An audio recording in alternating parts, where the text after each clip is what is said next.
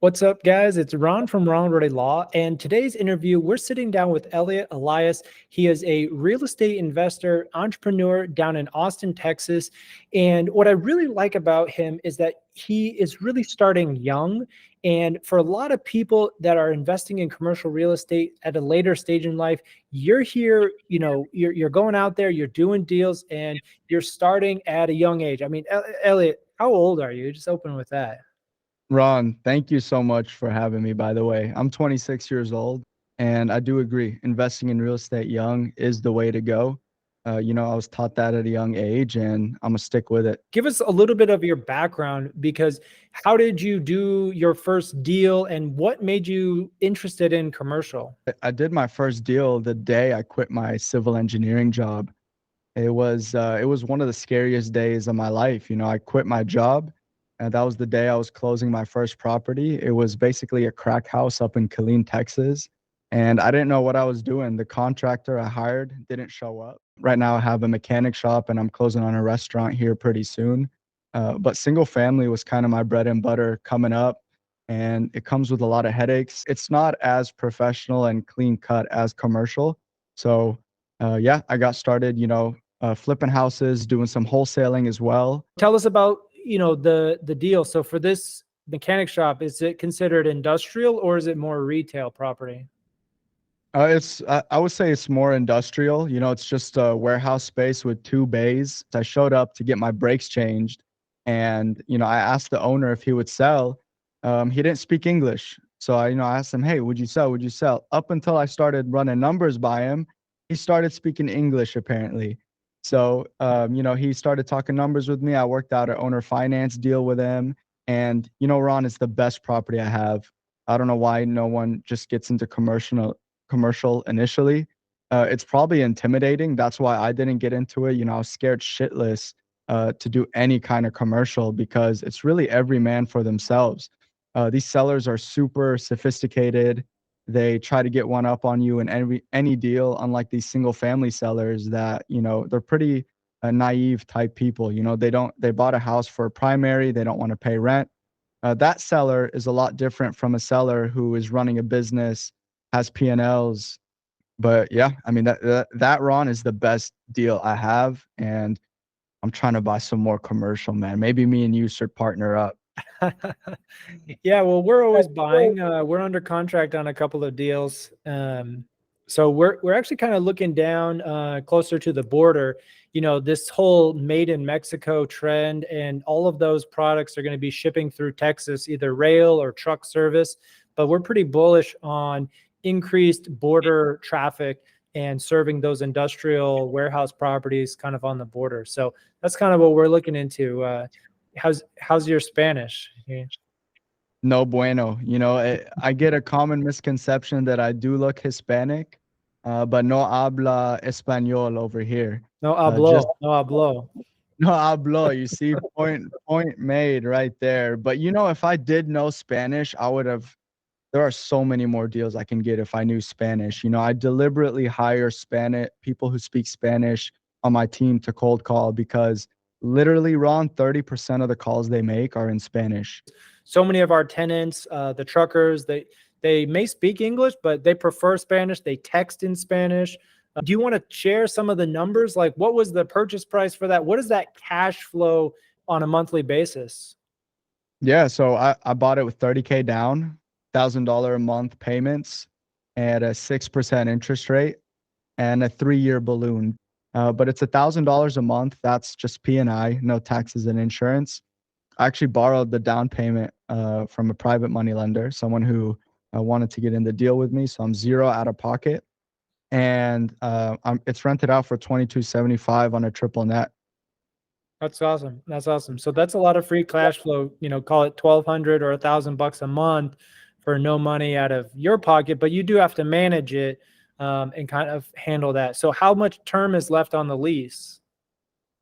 On the lease, his lease ends November of next year, and I'm giving him the first right of refusal to buy it as well. Okay, so is your plan to either sell prior to the balloon or place a new tenant and refinance?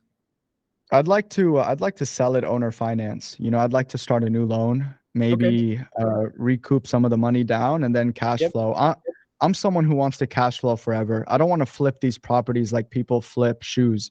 I'm not in it for that game. I'm in it to Yeah. hold it for the long haul. I want to sit on the beach when I'm 32 years old. Awesome. Awesome. Well, I think you'll get bored on the beach. Retiring to doing nothing is not enjoyable. I think there's a balance, but for me, the thought of doing nothing is not fun. That's not How about what I this? want to do. I'll be taking calls on the beach. Instead of taking calls here, I'll be taking calls on the beach with a margarita on my hand. There you Oh, your go. water heater went out? All You can good. do that. That's managing your properties from the beach is okay. That's enough work for me. Tell us more about what you're seeing in Austin, because I think you have a really unique perspective of being boots on the ground in one of the formerly hottest markets for real estate in the country, I would say. But in the last 18 months, that's all changed. So easy come, easy go. Austin has skyrocketed and it's coming back to earth. I don't know, how quickly do you feel that is? What is the temperature of investors and stakeholders in Austin? Do we feel like the crash is over? Is there still more room to fall, or what? Yeah, a lot of people aren't gonna like my view of Austin, because I do have a lot of friends in Austin. I have a lot of people who are bullish and who basically make money off the hype of Austin. I think the hype is done. I think it's bullshit. I think the real Austin real estate investors know what's coming. And it's not just Austin, by the way. I think it's the US as well. I'm super bearish on the entire market. But I think Austin grew in such an unhealthy way. People were way too excited. I think a lot of people, especially people who bought Airbnbs, that cash flow only from Airbnb numbers, who got those DSCR loans that where they qualified them off Airbnb numbers. I think all those people are going to eat shit right now. And it's just a matter of time before they sell. The inventory is coming up every single month. Interest rates aren't going to save him. These guys all bought at the peak of the market. Austin isn't a market where realtors were convincing, and I'm a realtor, by the way, so I'm not gonna shit on realtors here. But a lot of realtors were giving misinformation. A lot of realtors were hyping Austin up to be Ferrari of appreciation. Well, I'm sure you agree with me on this. I don't buy based off appreciation. I buy based off of what's gonna happen right now in terms of single family, at least. So if the numbers work now, great. I'm not gonna buy because I'm hoping Austin's going to appreciate, 20, 30% in 2 years. That's not real estate investing. A lot of people did that. A lot of people I know did that. And I can look at some people in the eye and just know they're in trouble. Yeah, well, to your point, I think that is definitely fueling a lot of those purchases is speculation. They're not investing, they're just speculating and saying in the past the price has gone up, so therefore I'm going to assume by no skill or work of my own that the price or the value of my real estate is going to go up. So if we both agree, I think that's an agreed assumption for the first half of the equation. But when they lose the Airbnb income, or it gets legislated away, how much reserves do they have? What's their pain tolerance for paying the mortgage and taxes and insurance and carry costs before they feel pressure to sell? Because how long that period is really determines maybe how quickly or how bad of a recession or deflation Austin might see. So do these people have deep pockets? Some of them do. Some of them put every last dollar that they made in stimulation checks into properties. Um, I'm not going to say there's people who, most people came from Los Angeles, New York, big time people just buy houses. They're just sitting on a shit ton of cash, BlackRock. Those people are probably okay. But for the people who were pressured into buying home just because interest rates were so low, to me, that's a no bueno. I'd rather have an 8% interest rate and buy with equity than have no equity and buy at a 2.5% interest rate. And there's a lot of people out there saying there's not going to be a crash right now. A lot of people saying that people don't have to sell. Like, why would anyone sell with a 2-3% interest rate? Well, guess what? when you lose your job and, when tech stops booming in Austin and when shit hits the fan and you can't keep the mortgage up, the interest rate is going to be the last thing you think about. You're going to think about feeding your kids, your family, everyone else. So, there's so many people out there. Ken McElroy, like other people who just, think there's no doom and gloom. They're just like, I forgot what they call us. They call us like the crash bros. I'm a crash bro. I think that things are gonna crash. It doesn't mean I'm not still buying though. I'm still buying very dirt cheap as if the market was gonna crash, just because I can. I'm fully submerged in real estate. I don't work a full-time job, so um, yeah, man. I mean, I hope I'm not scaring too many people, but that's just my opinion. That's just my view. Take it for what you will. So, but let's unpack this a little bit more. Do you feel like the people in Austin that they work the tech jobs, are they in Austin because their office is there, because Facebook, Google, or whatever has a big office there, or are they fully remote workers that choose to live in Austin? Yeah, I have friends in tech, and a lot of them are in Google too. And I asked them like, "Hey, how's the Google building? It's the most beautiful building in Austin, and they're all waiting for the construction to be done. All of them are working from home. They're moving all these guys from California, New York, from Seattle, all these places, and they're coming to Austin, and they're just working remotely. They're just working from coffee shops. And the people like Oracle. I don't know if you guys know the headquarter of Oracle's in Austin, Texas. That place is a ghost town, and it's one of the most beautiful buildings I've ever seen. So these guys are moving here, and companies are basically saying, "Look, you don't have to come in office. It's completely up to you. You can work remotely, or you can come in." So I know some smaller, old school mom and pop shops are still requiring people to work at home. I truly believe people are most productive when they work, or sorry, in the office. I truly feel like people are most productive when they work in the office face to face.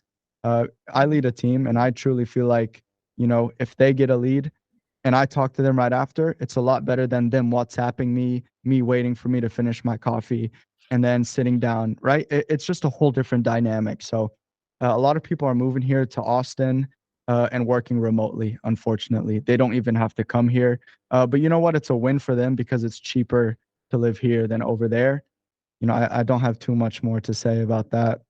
Yeah, it's interesting. I mean, I think the last 3 to 4, 5, and even 10 years of Austin's growth, it's not sustainable. And so coming in at unprecedented expectations for Austin, I will stay on the sidelines, and I'll take less risk just buying in Dallas, just kind of slow and steady population growth, as opposed to Austin, which kind of had a boom. And I think with you that there will be a bust as well, because the faster you rise, the faster you drop. So And that's what they don't realize. That's what people who come here don't realize. They're making emotional purchases. Real estate should not be an emotional purchase. It should be a logical purchase. You take emotion completely out of it. I don't care who's selling it to me. I don't care what their story is. What do the numbers look like? Is it going to make me rich? Is it going to decrease my monthly payments if I pay a mortgage versus paying rent? How does it fit into my goal? And really, I just want to put every single realtor on notice, like, be honest with your clients, because there's a lot of people who are not happy with the purchases they've bought, and I talk to them every single day. We pull a list of expired listings. That's a list we cold call, and every single seller I talked to wasn't happy with their purchase. Now I'm exploring purchasing the property subject to. I don't know if you guys use that kind of debt leverage in commercial, but I'm purchasing a lot of properties subject to the existing debt with these low interest rates. And for me, I like it because the sellers don't make any money. All I'm paying is closing costs. So, it fits into my 10, 15-year goal of, owning real estate, refi until you die type deal. yeah, no, I think That's a great approach because the amount of brain damage and effort that has to go into underwriting and acquiring new assets, once you have a good one, it's a lot of risk to go and buy a new one and do that risk all over again versus holding it, increasing the rents, collecting cash flow, and refinancing to buy new stuff. There's a lot of wisdom in keeping the existing stuff that you have. Yeah, well, let's talk more about your commercial goals because what are your goals? And I think you have that young vision, naivete, I'd even say, but it's also inspiring. I mean, it's refreshing because I think a lot of my viewers and myself and clients, we're older and we're less dynamic than we used to be. But what are your goals? What do you want to do when you're 33? That was your age, right? Yeah, at 32, I want to be at the beach, but you just told me it's not fun, so now I don't know. I mean, but yeah, so I posted on Twitter like a photo at the beach because over the holidays we were in Florida, and I was like, "Hey, man, the beach is cool, but there's only a couple of days that I can do just sitting there doing nothing, like sitting, napping, drinking, and reading. I can only do that. I like doing work. I don't like being forced to do work and working on somebody else's deadline. But when it's for my own deals, I love it. It's exciting and it's fun and it takes skill. We're working with people that I like. And so it was interesting because I feel like in the real estate world, it is a lifelong pursuit. You can always be doing deals at whatever work level you want. So what's your optimal work level? I mean, 40 hours a week, 20 hours a week, 10 hours a week? Yeah, I mean, keep in mind, like you're asking a 28, 26-year-old how many hours. Well, I think I tracked it one week and I was working 110, maybe 115 hours a week. And that's just what I was tracking on my computer. That's not out there talking to sellers and stuff. Honestly, I feel like I don't work a single day of my life. Like I'm in this for the long run. I love this shit. And there's nothing else I'd rather do. You know what I mean? I can go pack up, go to San Antonio one day, have some fajitas, walk some properties, talk to some slumlords, see how people are out here. And, I'm not too familiar with San Antonio, but I'm out here today just looking at a few properties. But the dynamic lifestyle is amazing. But, you're kidding yourself if you get into real estate because you want to create your own hours. Like if you weren't a workhorse and if you didn't love to work, this is just not for you. Like if I wanted to work 4 hours a day, I'd probably go bankrupt. You see my name all over the news next week. 35 properties get foreclosed on. Eliott Elias thought he was a hot shot, thought he could do it all. So I kind of have to work those hours, but I have absolutely no problem doing so. I love it. Well, you just wait until you get married, and if you have kids, it becomes a different outlook. But yes, I think you have to start from where you are, because if you don't start up high, it's going to deteriorate naturally. But if you don't start high enough, it's you're starting down here, it's going to deteriorate really fast down to zero. There's nothing, even for your property managers have to be managed. Your contractors, I'm going around babysitting grown ass men all day. So like none of these guys are reliable at the end of the day. So I agree that there is no such thing as passive in real estate. I guess passive is relative, right? Like it's not going to be 0 hours. uh, but I'm probably I try to get all my work done before 8 a.m. because I know the phone is on fire all day. I had people who just moved out because they said my property has bed bugs. We did an inspection. There's no bed bugs. So now they just broke a lease on me, and now I'm negative $3,000 a month on my cash flow. Just on this deal. So like things happen all the time, and for anyone to say real estate is passive, you're probably going to have hundreds and hundreds of tenants in one building to say it's passive. So you're saying I need to stop spraying the machine gun, start being a sniper?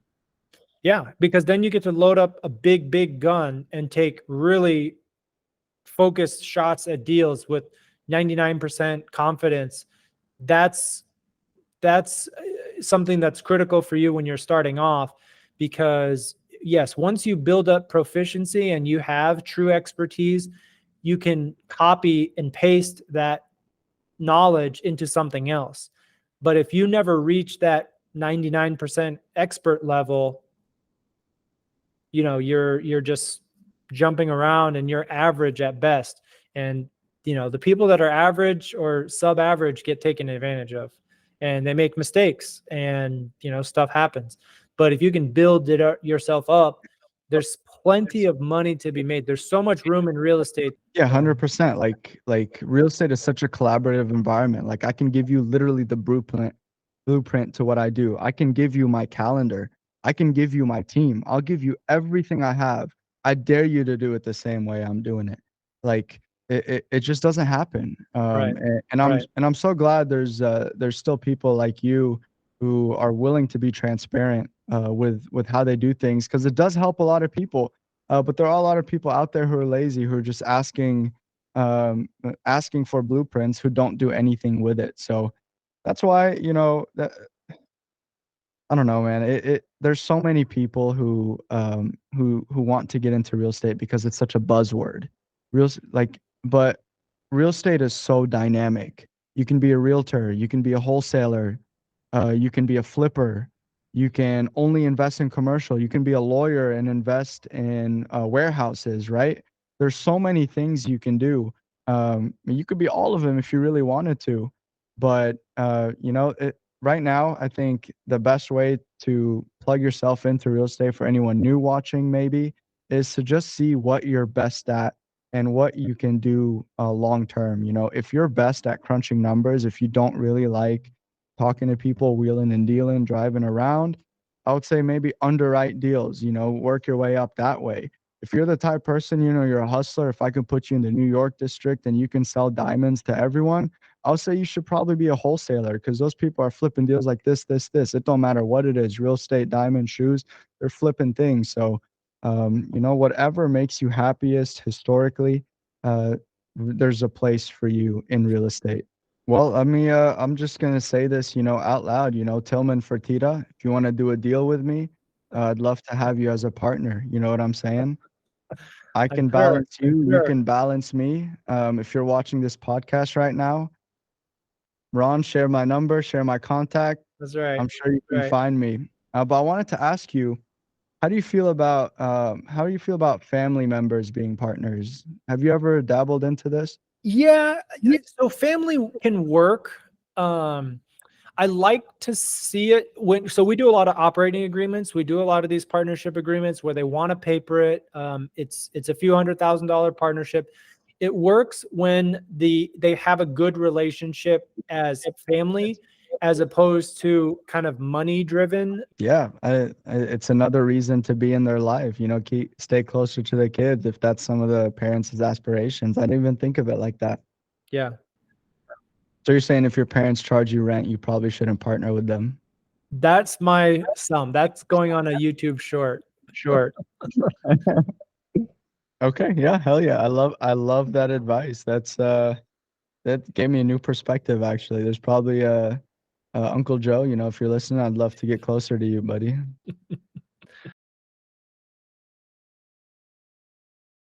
Yeah, just stay consistent. Stay consistent no matter what you do. The tortoise always wins over the hare. I don't care what you get into. 90% of people stop what they're doing in their early stages, and they start from square one every single day, maybe every single week. Stick to one thing, be the best ever at it. I don't care if you love it. It's going to love you no matter what. And you're going to be passionate about anything that you're really good at. And I believe anyone can be the best at anything if they put the right amount of time in it. So stick to one thing and be the best at it. I love it. 100%. I co-signed that agreement. So awesome, guys. Thanks so much. Awesome. Thanks, Ron. Thanks for having me.